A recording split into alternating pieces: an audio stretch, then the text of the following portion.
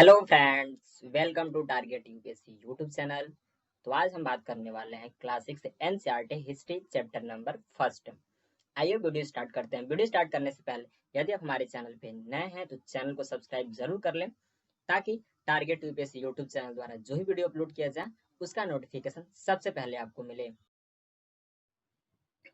तो फ्रेंड्स, अब आप सभी के सामने स्क्रीन पे दिख रहा है, ठीक है, क्लास 6 इतिहास और एनसीईआरटी, ठीक है।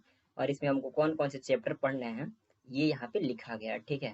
तो देखिए, यदि आप धैर्य बना के, ठीक है, और इस वीडियो के अंत तक बने रहते हैं तो पूरा वीडियो देखने के बाद से आप अंत में पाएंगे कि हाँ, कि क्लासिक का जो फर्स्ट चैप्टर है क्या, कब, कहाँ और कैसे, इसके बारे में आपको संपूर्ण तरीके से जानकारी हो जाएगी, ठीक है। लेकिन हाँ, एक बात और, सिर्फ आपको वीडियो देख लेने से संपूर्ण जानकारी नहीं हो जाएगी, ठीक है। बेहतर रहेगा यदि आप साथ में नोट्स बनाते चलते हैं। और कोई ऐसा छात्र है जिसके पास मतलब अवेलेबल ना हो बुक, ठीक है, या फिर मनी प्रॉब्लम हो, उसके लिए डिस्क्रिप्शन में व्हाट्सअप नंबर दिया गया है। वो व्हाट्सअप नंबर पे मैसेज करेगा, ठीक है, और उसको एनसीईआरटी हिस्ट्री का पीडीएफ सेंड कर दिया जाएगा, ठीक है। आप चाहे तो गूगल से भी डाउनलोड कर सकते हैं, लेकिन बहुत सारे ऐसे स्टूडेंट होते हैं जिनको प्रॉब्लम होती है डाउनलोड करने में, वो डाउनलोड नहीं कर पाते हैं। तो ऐसे में एक सुविधा है कि आप डिस्क्रिप्शन में दिए गए व्हाट्सएप नंबर में मैसेज करेंगे और आपको पीडीएफ सेंड कर दिया जाएगा आपके व्हाट्सएप नंबर पे, ठीक है। तो ये चैप्टर आप देख लीजिए। फर्स्ट हमारा क्या है, क्या, कब, कहाँ और कैसे। उसके बाद हम लोग पढ़ेंगे आरंभिक मानव की खोज में। उसके बाद हमारा आता है भोजन संग्रह से उत्पादन तक। उसके बाद आरंभिक नगर, फिर क्या बताती हैं हमें किताबें और कब्रें। फिर आता है राज्य, राजा और एक प्राचीन गणराज्य। उसके जो चैप्टर है हमारा नए प्रश्न नए विचार। उसके बाद जो आता है अशोक एक अनोखा सम्राट जिसने युद्ध का त्याग किया हो। और उसके बाद हम पढ़ेंगे खुशहाल गांव और समृद्ध शहर, व्यापारी राजा और तीर्थयात्री, नए साम्राज्य और राज्य। और उसके बाद पढ़ेंगे और सबसे अंतिम जो चैप्टर है, इमारतें, चित्र तथा किताबें, ठीक है। इतने सारे चैप्टर हमको क्या करने हैं, कवर करने हैं। जबकि हमारा आज का टॉपिक जो है वह है क्या, कब, कहाँ और कैसे। तो फ्रेंड्स, सबसे पहले हम ये जान लेते हैं कि इस वीडियो के माध्यम से हम किस किस प्रश्न पे आज विचार करने वाले हैं। देखिए, सबसे पहले हम ये समझेंगे कि अतीत के बारे में हम क्या क्या जान सकते हैं, ठीक है। उसके बाद ये हम समझेंगे कि प्रारंभिक लोग कहाँ रहते थे, मतलब किस जगह निवास करते थे, उनका निवास स्थान क्या था, ठीक है। उसके बाद ये समझेंगे कि सर्वप्रथम कृषि कहाँ पे हुआ, कृषि का विकास कहाँ पे हुआ, सर्वप्रथम कौन सा फसल उपजाया गया, या फिर जो आरंभिक मानव थे वह किस प्रकार के पशुओं को पालतू बनाते थे, और सर्वप्रथम आरंभिक नगर का विकास कहाँ पे हुआ और टाइम पीरियड क्या है ये समझेंगे। उसके साथ ही हम ये भी समझेंगे कि दक्षिण एशिया को उप महाद्वीप क्यों कहा जाता है, ठीक है, और दक्षिण एशिया या फिर उप महाद्वीप में कौन कौन से देश वर्तमान में आते हैं। उसके बाद देखिए, लोगों के द्वारा उप महाद्वीप के एक हिस्से से दूसरे हिस्से तक यात्रा के मुख्य कारण क्या थे ये भी समझेंगे। उसके बाद हम समझेंगे कि जो अपना देश है भारत, इसका नाम इंडिया या फिर हिंदुस्तान या फिर भारत ये कैसे पड़ा, इसका इतिहास समझेंगे। उसके बाद हम समझेंगे अतीत के बारे में हम कैसे जाने, मतलब कौन सा स्रोत है जिसके माध्यम से हम लोग अतीत के बारे में जानकारी हासिल कर सकते हैं ये समझेंगे। उसके बाद समझेंगे पांडुलिपि, अभिलेख, पुरातात्विक और इतिहासकार किसे कहते हैं, ठीक है। और उसके बाद जो रहेगा हमारा टॉपिक तिथियों का मतलब क्या होता है। और जो सबसे अंतिम टॉपिक रहेगा अन्यत्र। अन्यत्र प्रत्येक पार्ट में रहेगा, ऐसा इसलिए कि यह एनसीईआरटी हिस्ट्री की विशेषता है, ठीक है, कि हर चैप्टर के अंतिम में एक अन्यत्र दिया रहता है सब हेडिंग के रूप में। अन्यत्र में ये बताया जाता है कि जिस टाइम पीरियड में ये घटनाएं दक्षिण एशिया में घटित हो रही थी, उसी टाइम पीरियड में विदेशों में दूसरी जगह कौन सी घटनाएं घटित हो रही थी, और उसमें भी जो मुख्य घटना है उसको इस अन्यत्र में बताया गया है, ठीक है। तो ये सारी चीजें हम डिस्कस करेंगे इस वीडियो के माध्यम से। और जब आप पूर्ण रूप से वीडियो देख लेंगे तो अंतिम में आप पाएंगे कि हम, कि जो हमारा फर्स्ट चैप्टर है वो बहुत ही अच्छे और बेहतरीन तरीके से तैयार हो गया। और उससे भी बेहतर रहेगा यदि आप साथ में नोट्स भी बनाते चलते। तो जो हमारा फर्स्ट क्वेश्चन था कि अतीत के बारे में हम क्या जान सकते हैं, तो देखिए, अतीत में लोग क्या खाते थे, कैसे कपड़े पहनते थे, किस तरह के घर में रहते थे। अर्थात कि प्रारंभ में जो मानव थे वो शाकाहारी थे या फिर मांसाहारी थे, या फिर वह किस प्रकार के कपड़े पहनते थे, या वह किस प्रकार के घर में रहते थे, मतलब उनका घर कच्चा था या फिर पक्का था या फिर ईंटों का बना हुआ था या फिर झोपड़ी था, ठीक है। ये सारी जानकारियां हम हासिल कर सकते हैं। और साथ ही में देखिए, आखेटको, अर्थात आखेटको का मतलब होता है शिकारी, ठीक है, जो शिकार करते हो। पशुपालकों, कृषकों, शासकों और व्यापारियों, पुरोहितों, शिल्पकारों, कलाकारों, संगीतकारों या फिर वैज्ञानिकों के जीवन के बारे में जानकारियां हासिल कर सकते हैं। ठीक है, इसके साथ ही उस समय के बच्चे कौन कौन से खेल खेलते थे या फिर कौन सी कहानियां सुना करते थे, और साथ ही उस समय के बच्चे कौन सा नाटक देखते थे, ये भी हम जान सकते हैं। ठीक है, इनके मतलब जानने के कौन से माध्यम है, कौन से स्रोत हैं, इस वीडियो के लास्ट में हम डिस्कस करेंगे। ठीक है, हमारा दूसरा प्रश्न यह था कि लोग कहाँ रहते थे। थोड़ा ध्यान दीजिएगा, आपको स्क्रीन पे उप महाद्वीप का मानचित्र दिखाई दे रहा है। ठीक है, तो अगर यदि आपसे कोई पूछता है कि बताइए उप महाद्वीप में आरंभिक लोग कहाँ रहते थे, तो आप उत्तर देंगे नर्मदा नदी के तट पे। तो जो ये उप महाद्वीप का आपको मानचित्र दिख रहा है, इसके एकदम मध्य भाग में ही क्या है, नर्मदा नदी है। इसको एक स्पीयर के माध्यम से प्रदर्शित किया गया है, आप इसको देख सकते हैं। ठीक है, तो इसी नर्मदा नदी के तट पे प्रारंभिक मानव रहते थे। तो ये कह रहा है कई लाख वर्ष पहले से लोग नर्मदा नदी के तट पर रह रहे हैं। अब देखिए, आरंभिक लोगों में से कुछ लोग कुशल संग्राहक और आखेटक भी थे। अर्थात जो नर्मदा नदी के तट पर आरंभिक मानव रहते थे, उसमें से कुछ लोग कुशल संग्राहक थे। ठीक है, मतलब वो अपना भोजन एकत्र करना जानते थे या फिर अनाजों को एकत्र करना जानते थे, और साथ ही आखेटक अर्थात शिकारी, मतलब वो शिकार करना भी जानते थे। तो अगर आपसे कोई पूछता है कि लोग कहाँ रहते थे, आरंभिक लोग कहाँ रहते थे, तो आप उसका उत्तर देंगे कि उप महाद्वीप में आरंभिक लोग नर्मदा नदी के तट पर रहते थे। ठीक है, और उसमें से कुछ लोग कुशल संग्राहक थे और कुछ आखेटक भी थे। ठीक है,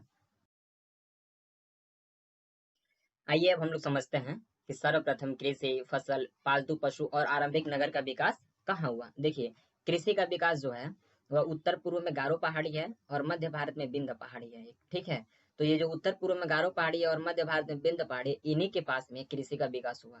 तो यदि आपसे कोई पूछता है कि सर्वप्रथम कृषि का विकास कहाँ हुआ, तो आप उसका उत्तर देंगे कि उत्तर पूर्व में गारो पहाड़ी पे तथा मध्य भारत में विंध्य पहाड़ियों के पास में क्या हुआ, कृषि का विकास हुआ। दूसरा देखिए, सुलेमान और किरथर, ये भी पहाड़ी के ही नाम है, सुलेमान और किरथर पहाड़ी। यहाँ पे क्या हुआ था, गेहूं और जौ जैसे फसलों को उपजाना प्रारंभ किया गया। तो जो सुलेमान और किरथर पहाड़ी हैं, यहाँ पे सर्वप्रथम गेहूं और जौ जैसे फसलों को उपजाया गया। तो यदि आपसे कोई पूछता है कि सर्वप्रथम किस फसल को उपजाया गया, तो आप उसका उत्तर देंगे गेहूं और जौ। ये सबसे पहले उपजाया गया। ठीक है, और कहाँ पे ये उपजाया गया है, तो सुलेमान और किरथर पहाड़ियों के पास में। ठीक है, अब देखिए, विंध्य के उत्तर में सर्वप्रथम चावल उपजाया गया। तो ये गेहूं गेहूं और जौ के बाद से ये चावल उपजाया गया, और कहाँ पे, तो विंध्य के उत्तर में। तो ये अब आपसे कोई पूछेगा कि कृषि का विकास कहाँ हुआ, तो आप उसका उत्तर देंगे कि उत्तर पूर्व में गारो पहाड़ी है तथा मध्य भारत में विंध्य पहाड़ी है, यहीं पे सर्वप्रथम कृषि का विकास हुआ था। ठीक है, यदि आपसे कोई पूछता है कि सर्वप्रथम कौन सा फसल उपजाया गया, तो आप बताएंगे गेहूं और जौ जैसे फसलों को सबसे पहले उपजाया गया, गेहूं और जौ। ठीक है, और कहाँ उपजाया गया, तो सुलेमान और किरथर पहाड़ियों में। ठीक है, अब देखिए, यदि आपसे कोई पूछता है कि सर्वप्रथम चावल कहाँ उपजाया गया, तो आप क्या बताएंगे, विंध्य पहाड़ी के उत्तर भाग में। ठीक है, विंध्य पहाड़ी के उत्तर भाग में सर्वप्रथम चावल उपजाया गया। देखिए, इन समय के जो आरंभिक मानव थे, उनके पालतू पशु कौन कौन से थे, तो कुत्ता, भेड़, बकरी और गाय बैल जैसे जो जानवर उस समय के मानव के पालतू पशु थे। ठीक है, अब देखिए, आरंभिक नगर का विकास कहाँ हुआ, तो सिंधु तथा इसकी सहायक नदियों के किनारे 4700 वर्ष पूर्व। ठीक है, आज से 4700 वर्ष पूर्व सिंधु और इसके सहायक नदी के किनारे आरंभिक नगर का विकास हुआ था। ठीक है, आइए हम लोग मानचित्र की सहायता से समझते हैं कि सर्वप्रथम कृषि का विकास कहाँ हुआ, या फिर आरंभिक नगर का उदय कहाँ पे हुआ, या फिर सर्वप्रथम कौन सा फसल कहाँ उपजाया गया। देखिए, जो किरथर और सुलेमान पहाड़ी दिख रहा है, यहाँ पे सर्वप्रथम गेहूं और जौ जैसे फसलों को उपजाया गया। ठीक है, और ये जो आपको गारो पहाड़ी दिख रहा है और मध्य भारत में विंध्य पहाड़ी दिख रहा है। ठीक है, ये उत्तर पूर्व में गारो पहाड़ी और मध्य भारत में जो विंध्य पहाड़ी दिख रहा है, यहाँ पे सर्वप्रथम कृषि का विकास हुआ। ठीक है, यदि आपसे कोई पूछता है कृषि का विकास कहाँ हुआ, तो आप उत्तर देंगे मध्य भारत के विंध्य पहाड़ी के पास, और उत्तर पूर्व में जो गारो पहाड़ी है उसके पास में सर्वप्रथम कृषि का विकास हुआ। ठीक है, अब देखिए, ये जो सिंधु नदी है, ठीक है, तो सिंधु नदी के तट पे सर्वप्रथम आरंभिक नगर का विकास हुआ, आज से 4700 वर्ष पूर्व। तो यदि आपसे कोई पूछता है कि सर्वप्रथम आरंभिक नगर का विकास कहाँ हुआ, तो आप क्या बताएंगे, 4700 वर्ष पूर्व सिंधु नदी के तट पे हुआ था। 2500 वर्ष पूर्व गंगा नदी के तट पर भी आरंभिक नगर का विकास हुआ। ठीक है, हाँ, एक और बात, ये जो सोन नदी दिख रही है, यह गंगा नदी की सहायक नदी है। ठीक है, और इसी नदी के किनारे एक बहुत बड़ा साम्राज्य था जिसका नाम था मगध साम्राज्य। ठीक है, वह सबसे प्राचीन और सबसे पहला और सबसे बड़ा साम्राज्य था। तो यदि आपसे कोई पूछता है सबसे पहला और बड़ा साम्राज्य कौन है, तो आप क्या बताएंगे? तो मगध साम्राज्य बताएंगे। इस तरह से मानचित्र की सहायता से यहाँ पे अब आप समझ गए होंगे कि सुलेमान और किरथर पहाड़ी कहाँ पे है, गारो और बिंद पहाड़ी कहाँ पे है, ठीक है, सिंधु नदी या फिर सोन नदी या फिर गंगा नदी कहाँ है। अब हम उम्मीद करते हैं कि अब आपको अच्छे तरीके से समझ में आ गया होगा, ठीक है। हमारा जो अगला प्रश्न था वह यह था कि दक्षिण एशिया को उपमहाद्वीप क्यों कहा जाता है और कौन कौन से देश इसमें आते हैं। तो देखिए, दक्षिण एशिया को उपमहाद्वीप इसलिए कहा जाता है क्योंकि दक्षिण एशिया अन्य एशिया से समुद्रों, पहाड़ियों तथा पर्वतों से बटा हुआ है। अन्य एशिया अर्थात पूर्वी एशिया, उत्तरी एशिया, ठीक है, पश्चिमी एशिया, इन सभी एशिया से जो दक्षिण एशिया है वह समुद्र से या फिर पहाड़ी या पर्वतों से बटा हुआ है, ठीक है।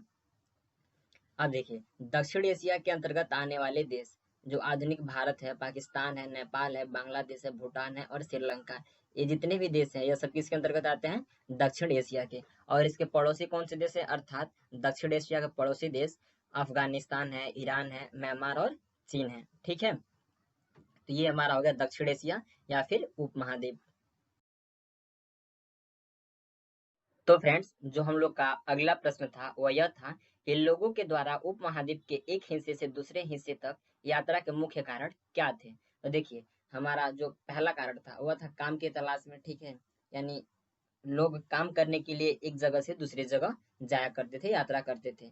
प्राकृतिक आपदा के कारण, मान लीजिए कहीं अकाल पड़ गया या फिर बाढ़ आ गया, इस वजह से भी लोग एक हिस्से से दूसरे हिस्से तक यात्रा करते थे। या फिर व्यापार करने तथा मूल्यवान वस्तु को एक स्थान से दूसरे स्थान तक ले जाने के लिए, जो व्यापारी थे वह व्यापार करने के लिए, ठीक है, उपमहाद्वीप के एक हिस्से से दूसरे हिस्से तक क्या करते थे? यात्रा करते थे। धार्मिक गुरु लोगों को शिक्षा देने के लिए एक स्थान से दूसरे स्थान तक जाते थे।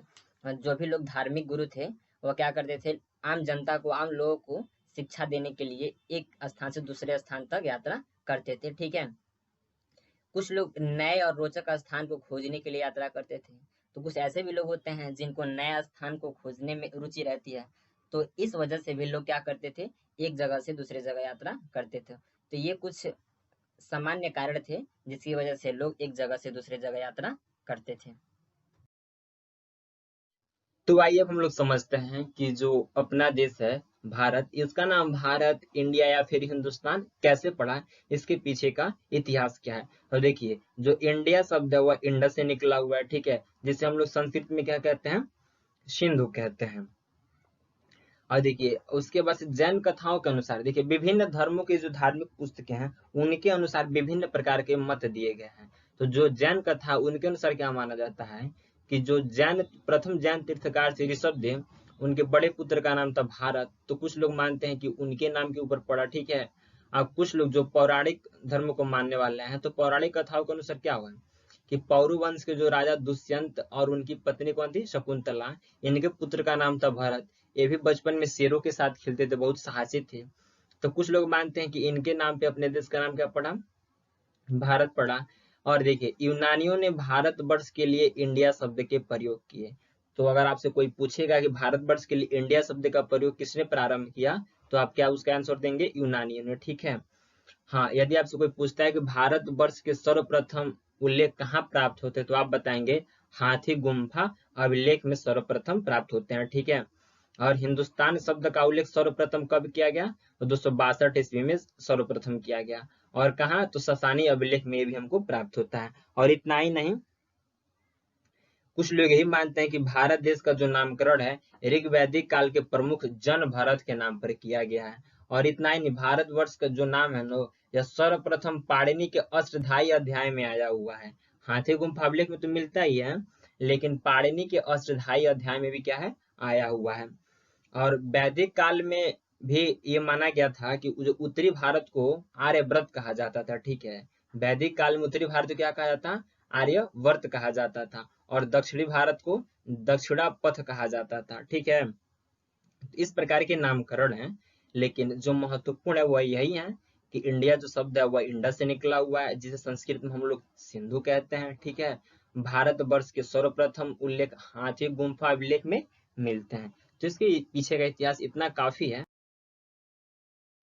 अब हम लोग का जो अगला प्रश्न था वह यह था कि अतीत के बारे में हम कैसे जानें, अर्थात कि अतीत के बारे में हम किस प्रकार किस माध्यम से जान सकते हैं या फिर कौन से स्रोत हैं जिनके माध्यम से हम अतीत के बारे में जानकारी हासिल कर सकते हैं। देखिए अभी ये क्लास 6 एनसीईआरटी का बुक है ना, इसलिए इसमें बहुत सामान्य तरीके से बताया गया, ठीक है, ताकि छात्रों का जो आधार होता है, ठीक है, जो नींव होती है वह मजबूत हो, ताकि जब आप हायर क्लास में जाएंगे, ठीक है, अर्थात जब हायर क्लास की आप बुक पढ़ेंगे तो उसमें इसको और एक्सप्लेन करके और विस्तार करके बताया गया है, ठीक है।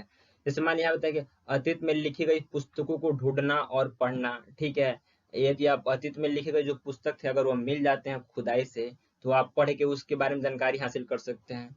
अभिलेखों का अध्ययन करके, ठीक है, अतीत में बनी वस्तुएं जैसे मूर्ति, हथियार, औजार, बर्तन, आभूषण, इमारत, चित्र तथा सिक्कों के प्राप्त अवशेषों का अध्ययन करके भी हम अतीत के बारे में जानकारियां हासिल कर सकते हैं।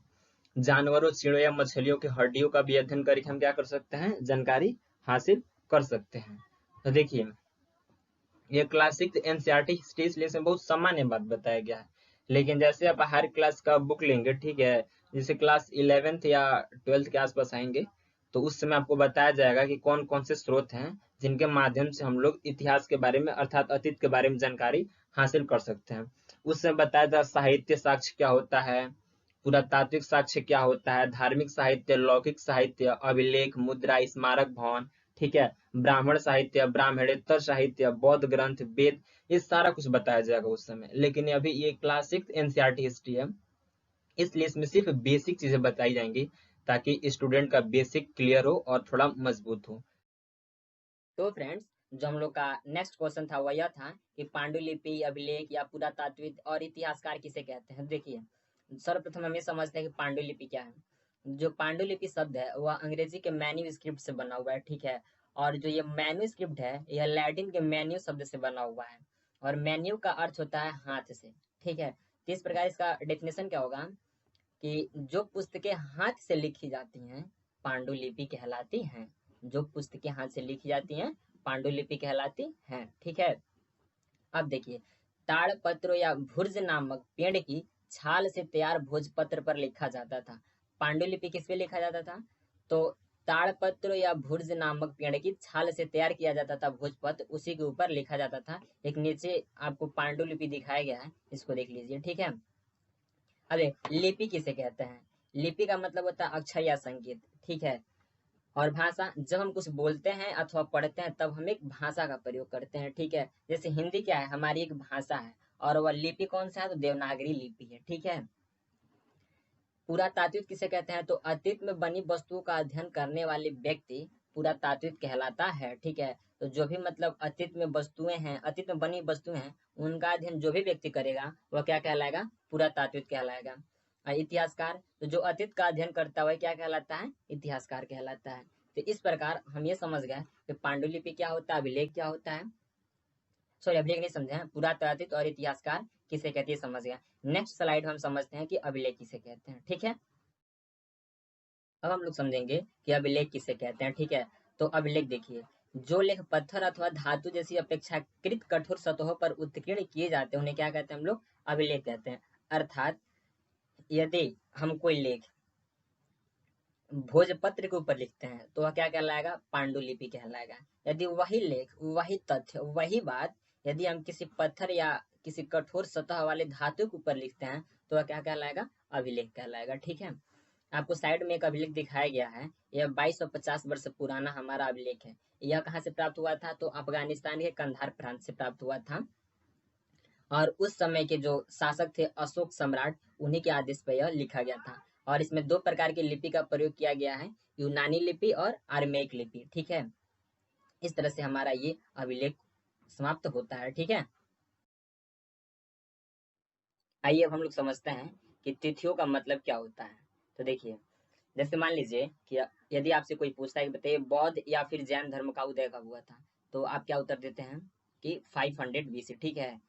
या फिर आपसे कोई पूछता है बताइए मुस्लिमों ने भारत पे कब आक्रमण करना शुरू किया, कब प्रारंभ किया, तो आप क्या उसका उत्तर देते हैं 1000 AD। तो यहाँ पे जो आप BC और AD का यूज करते हैं, तो देखिए BC का फुल फॉर्म होता है बिफोर क्राइस्ट। इसके जगह पे मतलब हिंदी में इसके जगह पे हम लोग ईसा पूर्व प्रयोग करते हैं। जैसे कोई आपसे पूछता है कि बताइए सिंधु घाटी सभ्यता का प्रारंभ कब हुआ था? तो अब इसका क्या आंसर देते हैं 2500 ईसा पूर्व। ठीक है, तो ईसा पूर्व को क्या कहते हैं? बीसी कहते हैं, बिफोर क्राइस्ट कहते हैं। अब देखिए कई जगह जैसे मान लीजिए आपसे कोई पूछता है कि भारत का स्वर्ण युग कब शुरू होता है, तो आप उसका क्या उत्तर देते हैं? 300 एडी। एडी का मतलब एनो डोमिनी अर्थात ईसा मसीह के जन्म के वर्ष से। तो आइए समझते हैं इसका मतलब क्या होता है। तो जहां बीसी लिखा रहेगा अर्थात ईसा पूर्व रहेगा, वहाँ उसका मतलब ये हुआ कि वह जो वर्ष है वह ईसा मसीह के जन्म से पहले की वर्ष की बात है।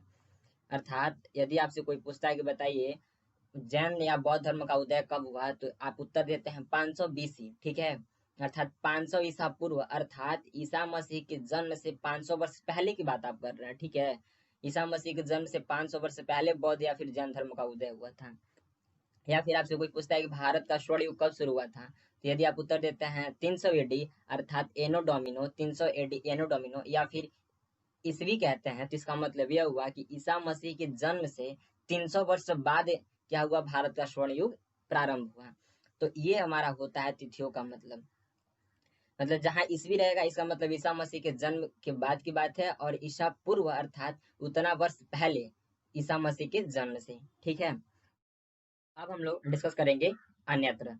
जैसा कि आप सभी को पता है कि एनसीईआरटी हिस्ट्री की विशेषता है कि वो अपने प्रत्येक अध्याय के अंतिम में एक अन्यत्र नाम का टॉपिक दिया रहता है। ठीक है, अब देखिए इस जो क्लासिक एनसीईआरटी हिस्ट्री है इसके अन्यत्र में क्या डिस्कस किया गया है। जैसे मान लीजिए कि जो भी हमको खुदाई से अभिलेख प्राप्त होते थे वह सामान्य भाषाओं या फिर लिपियों से उसमें भी अलग प्रकार की भाषा और लिपियों का प्रयोग किया गया रहता था। तो आखिर किस आधार पे, किस स्रोत से, क्या कारण थे जिससे जो विद्वान या फिर इतिहासकार या फिर पुरातात्विक थे उसको पढ़ने में सक्षम हुए, उसी कुछ सामान्य जानकारी यहाँ पे दी गई है। देखिए अज्ञात लिपि को जानने की एक प्रसिद्ध कहानी उत्तरी अफ्रीकी देश मिस्र से मिलती है। लगभग 5000 वर्ष पूर्व यहाँ राजा रानी रहते थे। मिस्र के उत्तरी तट पर रोसेटा नाम का एक कस्बा है। यहाँ से एक ऐसा उत्कीर्णित पत्थर मिला है जिस पर एक ही लेख 3 भिन्न भिन्न भाषाओं तथा लिपियों यूनानी तथा मिस्र लिपि में है। कुछ विद्वान यूनानी भाषा पढ़ सकते थे। उन्होंने बताया कि यहाँ राजाओं और रानियों के नाम एक छोटे से फ्रेम में दिखाए गए हैं। इसे कारतूस कहा जाता है। इसके बाद विद्वानों ने यूनानी तथा मिस्र संकेतों को अगल बगल रखते हुए मिस्री अक्षरों की समानार्थक ध्वनियों की पहचान की। जैसा कि आप देख सकते हो यहाँ एल अक्षरों के लिए शेर तथा ए अक्षर के लिए चिड़िया के चित्र बने हैं। एक बार जब उन्होंने यह जान लिया कि विभिन्न अक्षर किनके लिए प्रयुक्त हुए हैं, तो वे आसानी से अन्य अभिलेखों को भी पढ़ सके। देखिए इसमें जो घटना बताई जा रही है यह उत्तरी अफ्रीकी देश मिस्र की बात है। तो जो मिस्र देश है उसके उत्तरी तट पे एक रोसेटा नाम का कस्बा है। तो आज से 5000 वर्ष पहले वहां पे राजा रानी रहते थे। तो अभी कुछ ही वर्ष पहले की बात है जब वहां पे खुदाई का कार्य चल रहा था, तो वहां से एक अभिलेख प्राप्त हुआ। उस पे विभिन्न प्रकार की भाषाओं और लिपियों का प्रयोग करके कुछ लिखा गया था। तो जो विद्वान यूनानी भाषा पढ़ सकते थे उन्होंने यूनानी लिपि को पढ़ा और समझा, लेकिन बाकी जो मिस्र लिपि में लिखा गया था उसको पढ़ना संभव नहीं था, उसको बाद में पढ़ा।